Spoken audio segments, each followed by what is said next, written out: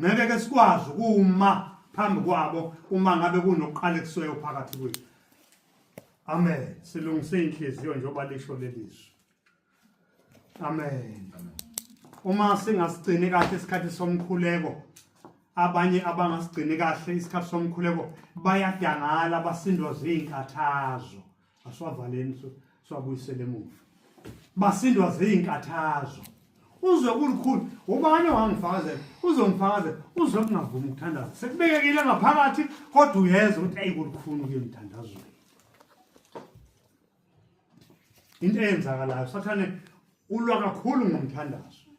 So fanele uzigadeke ukuthi uhamba phi unyathelani, uxoxa nobani. Kuleli yaphuza esiqale ngalo ukuthi kuphethwe lokuthi zikhuzeni nizithibe. Awuzukhuluma noma yini ngolimi lwakho. Alwazi lithi izwi lenkosi akwazi ukuphuma amanzi amnandi naba baye emthonjeni munye. Awukwazi ukukhipha ukuphila ngapha ngoba kuthiwa ulimi lwethu liphethe ukuphila lisho njalo izakhe. Uphinde futhi ucabanga ukuthi uzophinde ukhuluma ukuphila uphinde futhi kanti futhi yonke into uyathanda ukuyikhuluma ngolimi lwakho. Sizozikhuza sizithibe. Amen bangcwele. Amen. Sizoyincenga nje bangcwele ngoba isikhathi sethu namhlanje isikhathi sisethu usuku lokukhonza uNkulunkulu. Amen. Amen. Lapha ku verse 5 uthi wathi kubo ngumuphi kini oyakuba nomhlobo ayekuye phakathi kobusuku athi kumhlobo ngitsheleke izinkwa zibe ntathu. Verse 6 ngokuba kufike kimi umhlobo wami evela ekuhambeni kepha anginanto engingayibeka phambi kwakhe. Verse 7 yena-ke ophakathi aphendule athi ungamhluphi sekuvaliwe eminyango nabatwana bami balele kanye nami anginakuvuka ngikunike. 8 ngithi kini noma engazukuvuka amnike ngokuba engumhlobo wakhe nokho ngenxa yokukhongisisa kwakhe uyakuvuka amnike konke akudingayo. Ngenxa yokukhongisisa lento lena bazalwane ikhona lento yokuthandaza njengoba sithandaza ngiyacabanga ukuthi ya kunesikhathi ayisathandaza seyinhlelweni. Kodwa wena uma ngabe usuku wakho usekhaya usendlini wakho nje bethi uJesu vala eminyango ekameleni ukuthi usuvalile bese uguqa yiba mnikeze uNkulunkulu ithuba ukhongisisa ukuyifunisisa intando kaNkulunkulu.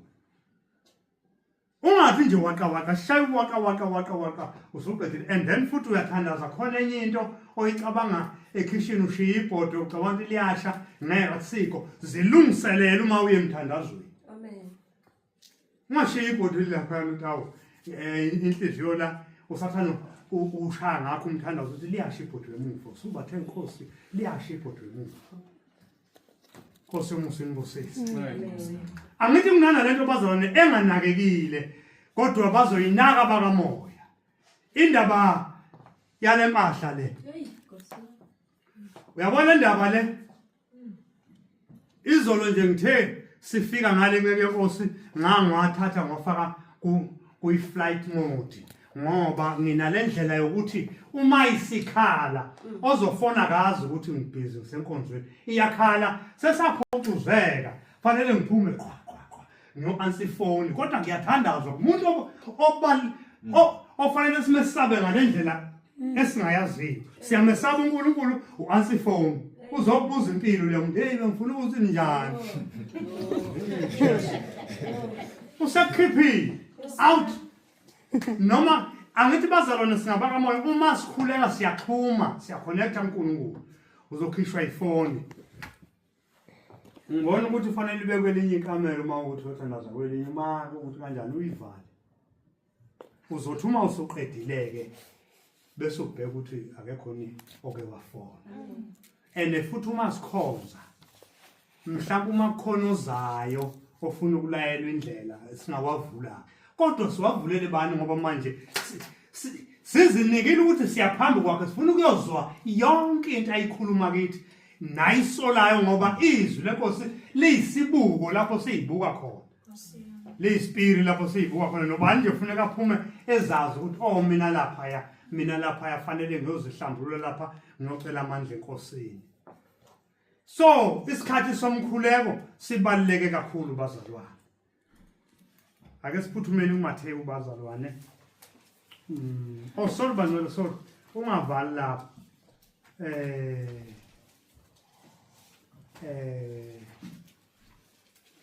Khona lapha ya khona ivesi ebengifuna labangcwele ngifuna ukuqhamba amanga ngalo. Omunye uyebe besethi abe namahloni bazothini bethi ivesi angisaboni abe seqhamba amanga. Amahloni nje nokuzenyeza kube bazalwane. Khona ivesi abangithi likhona la elikhuluma ngokuthi uma ucela kuNkulunkulu njengalokhu nina enibabi uma necela uma umntwana wena ecela nikwazi ukubapha lokho abakucelayo abantwana benu kakhulu kangakanani ke uNkulunkulu osezulwini uma nicela kuye umoya ongcwele. Uma nicela kuye umoya ongcwele ayucela izinto eziphathekayo. Angoza nginasofendile awuyiyeke uthi uJesu asifuna intando yakhe eqala konke okunye uyakwazi sikudinga uyo waziyo esikudingayo uzocela into kanti izokushaya endleleni njengendodana yolahleka uyacela ifa kanti lizoyibulala. uNkulunkulu uyakwazi ukuthi yini uyidingayo ungayicela imoto namhlanje akubonta ukakabi fit uzophakamela ngayo omakhelwane ungabalayishi mase benethile futhi abakwazi ukungena uvela ubheke nje umoya iyakuyisake sinawo umuntu umzalwane sike saba naye umuntu umzalwane awugogo nje wathi eyami imoto ayikholwa mina ngixoxa ngoba nimazi futhi ngeke nimazi so bazalwane lo mzalwane iyangidla lento njalo uma ngiyibona ihlala lento kwase kwenza ukuthi ngiyilandele nje ngokuyibuka inkolo yakhe namhlanje uhlala yedwa ingane zihamba zonke nebandla nabazalwane wabachitha. So bazalwane igade into kungeyakho iyinto yomfowenu njengoba kuthiwa ibandla lali ndawonye kungekho onokwakhe. Imoto zenifanele isebenzela ngaphakathi ukudla kwenifanele kusebenzela ngaphakathi imali yenifanele isebenzela ngaphakathi. Manje uma uzoya emthandazweni ulikholwa futhi elisancintshana uncintshana uyabona ukusuka enhlizweni enjani okungaphansi. Amen. Asambeni mina bengifuna lelo verse la kodwa bani verse 13 verse 13. Ngakho ke uma nina eningababi nikwazi ukubapha abantwana benu izipho ezinhle kakhulu kangakanani uyihlo osezulwini uza kubapha abacela kuye umoya ongcwele. Uke wakhuluma umama lapha ngalo ukuthi bazalwane into yokuqala ikhuluma liphenduka likhulekele amandla kamoya ongcwele ngoba uthi uJesu anibohlala eJerusalema ayike into eningayenza ningakahlangani nalamandla. Hlala eJerusalema nize nembathiswa amandla. So kusho ukuthi awukwazi uqala ufakaza abanye bagijima ngokukhalisa icilongo lithi ungadabi ukukhalisa icilongo engamemanga qala lamandla. Lamandla lana afika bulala amalungu ethu asemhlabeni elithi lenkosi ngakho bulala amalungu enu asemhlabeni. Ngathi eyakho le task yokuthi fanele ubulala amalungu akho asemhlabeni imvelo yakho ibulawe uwe ngokuyisondeza enkosini. Ungadoji. Uyabona lo msebenzi onzima. Uma sisebenza lapha kwamlungu siyakwazi ukuthi hey ake ngithi ukuhlehla kancane. Lapha uma ubeka ihala phansi la uyishaya wena kushayeka wena kushayeka umuntu. Awukwazi ukudoja lutho akudojeki. Amen. Asiyeni ke lapha kuMathewu 5 kwazalwa. Hey, uJesu wayekhuluma le ndaba intshumayelo kaJesu zimnandi zayithengisa ukuthi zifundisa ukuthi kufanele sihambe kanjani 20 Matthew 5 verse 23.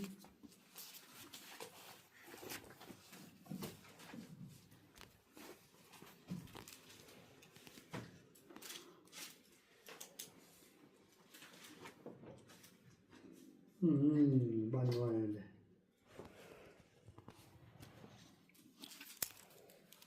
Awulifunde lesi. Ke ngoko ukuba usondeza esibingelelweni into oyinikela kuThixo wathi ulapho wakhumbula ukuba uwenu unendawo ngakuwe. Verse 24. Ushiye apho umnikelo wakho phambi kweqonga lamadini uhambe uyokuxolisana nowenu kuqala uze emva koko usondeze umnikelo wakho. Amen.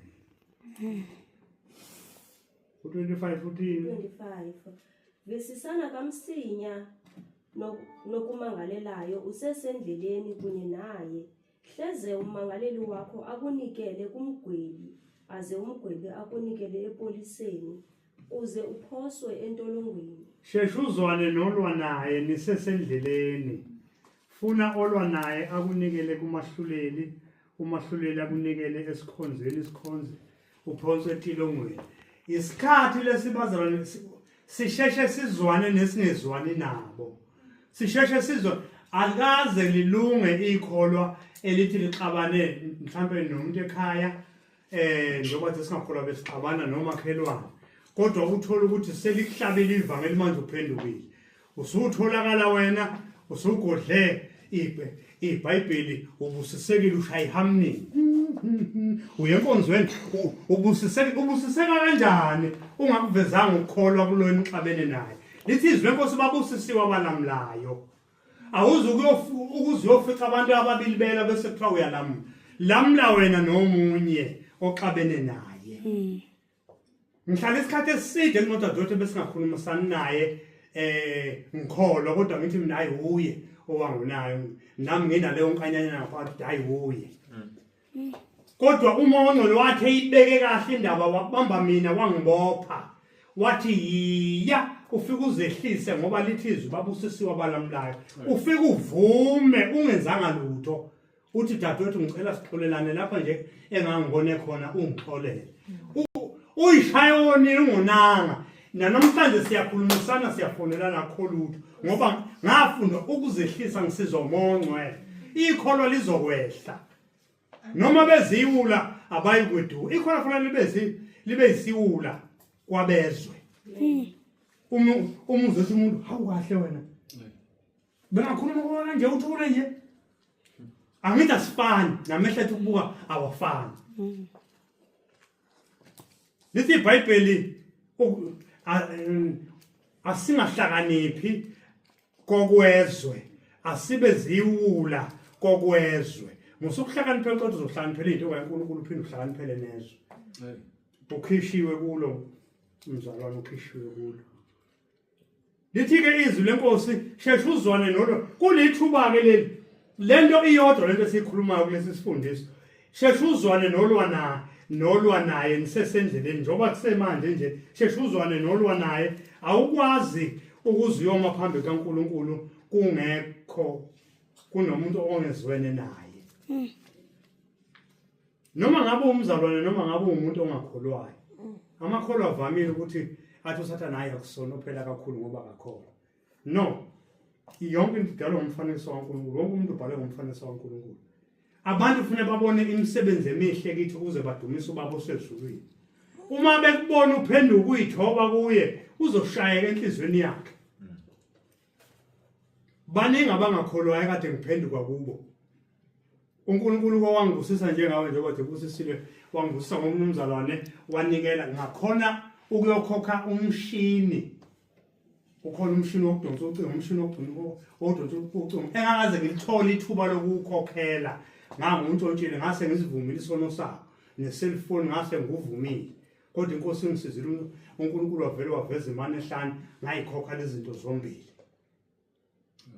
uma ngisamfonela lo engangithathe kuyi-cellphone ngithi mina hey manje ehene asilungise lapha yini ngathathe i-cellphone yakho ngalolu yasuku eminyakeni kwakusena nama-cellphone lana anezinto kwakungakafiki konke lo uthi ke manje yena okay manje ngoba nginika malini ngithi nayi kulungile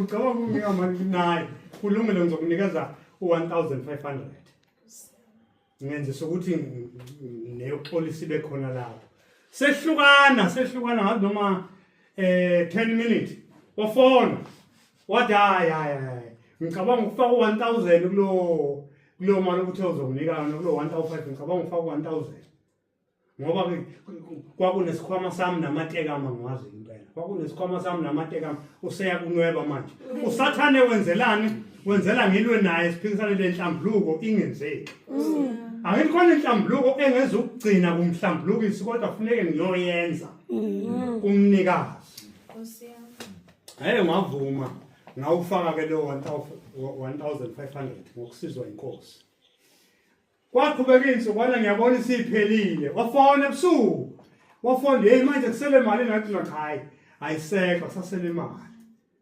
ngamkhumbuza inkulumo yethu yonke esasiyikhuluma ngisho ukuphenduka abazalwane kuyakuhlasela usathane uma uyophenduka ukumele endleleni kufuneka ukuthandazele kwakhona lokho yonke into yethu ihamba ngomkhuleko ngathandaza ngathi inkosi ngisize ngoba ngiyabazi bangabantu abazi idlovu abantu abalwayo nje abantu baleli yazwe nje nakwaZulu abantu abanjalo nje so hey kwawutamatisa umuntu ngasho ngathi umongo lombambile useduka nje manje uma yiloko esefuna ukuyikhuphula imali kulungile oyikhuphula eqaleni usefuna ukubuza ukuthi isiphelele na ngithi nayiphelele Nkosi musimbuso sebanjani kunzima ngisho usuzobuyisela izinto zabantu usathana uma kuleyo ndlela ngoba ufuna ukubamba ngayo uma bezwe abazalwane kuthiwa izono ziyonandulela siyahamba phambili siqasharisha siqondise endleleni esikhogweni sihamba phambili sidanse sona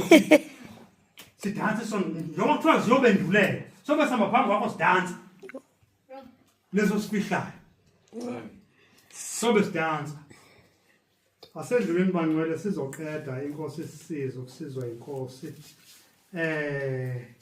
ngizocela abazalwane ke sithole uLuka 1 verse 6